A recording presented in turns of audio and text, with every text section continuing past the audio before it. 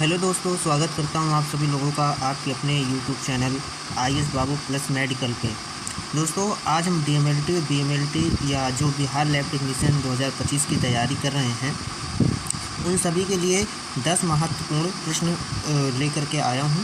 ठीक है, जिसमें से कह लिया जाए कि ये डीएमएलटी का एग्ज़ाम हो या बीएमएलटी का एग्ज़ाम हो, सभी एग्ज़ामों में या बिहार लैब टेक्नीशियन का एग्ज़ाम हो, सभी एग्ज़ामों में महत्वपूर्ण प्रश्न के रूप में पूछे जाते हैं। ठीक है, बार बार रिपीट होने वाले प्रश्न हैं। आइए इनको फटाफट देख लेते हैं।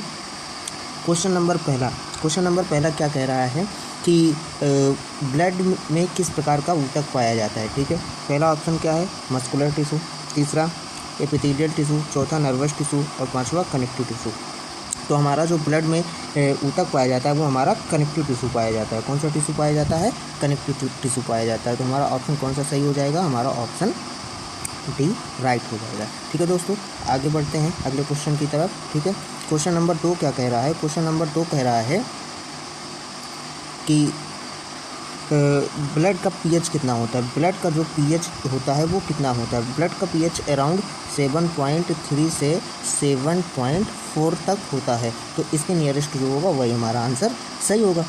तो इसमें पहला ऑप्शन कौन सा है हमारा? पहला ऑप्शन है 4.3, दूसरा है 5.3 और तीसरा है 4.6, चौथा है 7.4। तो हमारा कौन सा ऑप्शन सही होगा? तो हमारा चौथा ऑप्शन इसमें से सही हो जाएगा। कौन सा ऑप्शन? चौथा ऑप्शन इसमें से सही हो जाएगा। ठीक है दोस्तों, आइए बढ़ते हैं अगले प्रश्न की तरफ।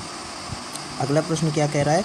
अगला प्रश्न कह रहा है कि आरबीसी का जीवन काल कितना होता है। आरबीसी का जीवन काल, लाइफ स्पैन की बात की जा रही है कि लाइफ स्पैन इसका आरबीसी का कितना होता है, जीवन काल कितना होता है। पहला ऑप्शन है 100 दिन, दूसरा 60 दिन, तीसरा 120 दिन और चौथा इनमें से कोई नहीं।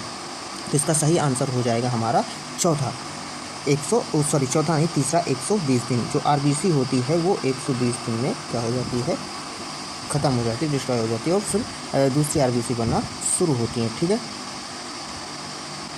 अगला प्रश्न कह रहा है कि जो हम क्वेश्चन नंबर 4 कह रहा है कि कार्बोहाइड्रेट कितने प्रकार के होते हैं। कार्बोहाइड्रेट कितने प्रकार के होते हैं? कार्बोहाइड्रेट को कितने भागों में बांटा जाता है? कितने भागों में बांटा जाता है? तो ऑप्शन नंबर ए कह रहा है 1 भाग में, ऑप्शन नंबर 2 कह रहा है कि 5 भाग में, ऑप्शन नंबर सी कह रहा है कि 8 भाग में और ऑप्शन नंबर डी कह रहा है कि 4 भाग में।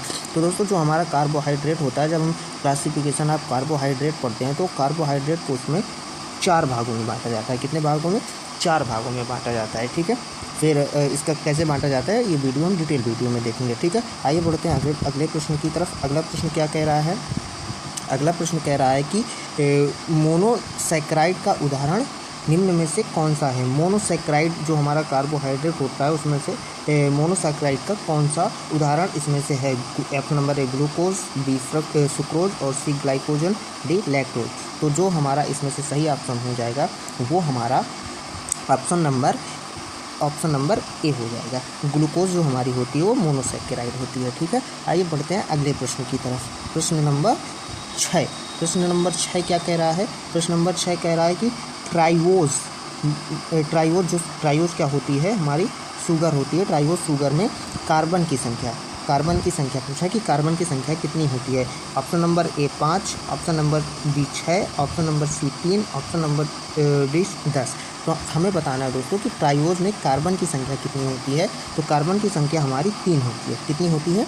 3 होती है। ठीक है, फिर हम आगे बढ़ेंगे अगले प्रश्न की तरफ। प्रश्न नंबर 7 क्या कह रहा है कि हमारे जो निम्न में से ओलिगोसैकेराइड का उदाहरण है।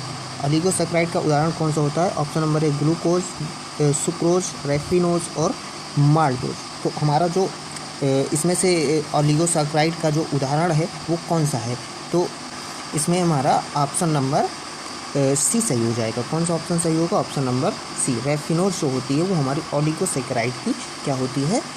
ओलिगोसैकेराइड का उदाहरण होता है। फिर हम बढ़ते हैं अगले क्वेश्चन की तरफ। हमारा क्वेश्चन नंबर 8 क्या कहता है? क्वेश्चन नंबर 8 कह रहा है कि बैक्टीरिया में पाई जाने वाली कोशिका है। ठीक है, जो बैक्टीरिया होते हैं, बैक्टीरिया में किस प्रकार की कोशिका पाई जाती है? ऑप्शन नंबर ए कह रहा है प्रोकैरियोटिक, बी कह रहा है कि यूकैरियोटिक और सी कह रहा है प्लाज्मा सेल, डी कह रहा है कि न्यूट्रोफिल्स। तो हमें यहाँ पता करना है कि जो बैक्टीरिया होता है उसमें किस प्रकार कौन सी प्रकार की सेल पाई जाती है? तो इसमें हमारा राइट ऑप्शन हो जाएगा ऑप्शन नंबर ए। प्रोकैरियोटिक टाइप की जो इसमें सेल्स होती है वो हमारी बैक्टीरिया में पाई जाती है। यूकैरियोटिक हमारी किस में पाई जाती है? ह्यूमन में पाई जाती है। ठीक है, इतनी बात हमारी क्लियर हुई। बढ़ते हैं अगले प्रश्न की तरफ। अगला प्रश्न क्या कह रहा है? अगला प्रश्न कह रहा है कि सेल का जो सेल का ब्रेन या मस्तिष्क किसे कहा जाता है? ऑप्शन नंबर ए कह रहा है साइटोप्लाज्म, ऑप्शन नंबर बी कह रहा है न्यूक्लियस, ऑप्शन नंबर सी कह रहा है प्लाज्मा, ऑप्शन नंबर डी कह रहा है कि सेल मेम्ब्रेन। तो इसमें हमारा जो सही ऑप्शन हो जाएगा वो हो जाएगा जो option number B. Option number B इसमें क्या हो जाएगा? राइट हो जाएगा। न्यूक्लियस को हम क्या कहते हैं? सेल का ब्रेन कहते हैं। बढ़ते हैं हम अगले प्रश्न की तरफ। ठीक है, अगला प्रश्न क्या कह रहा है? अगला प्रश्न कह रहा है कि एसिड फर्स्ट बेसिलाई के लिए कौन सा स्टेन किया जाता है? ठीक है, एसिड फर्स्ट बेसिलाई के लिए यानी कि AFB जो होता है उसके लिए कौन सा स्टेन किया जाता है? ठीक है, तो जो हमारा एसिड फर्स्ट बेसिलाई होता है उसके लिए ग्राम स्टेन करते हैं या जिंक्स स्टेन करते हैं या AFB स्टेन करते हैं या काउंटर स्टेन करते हैं।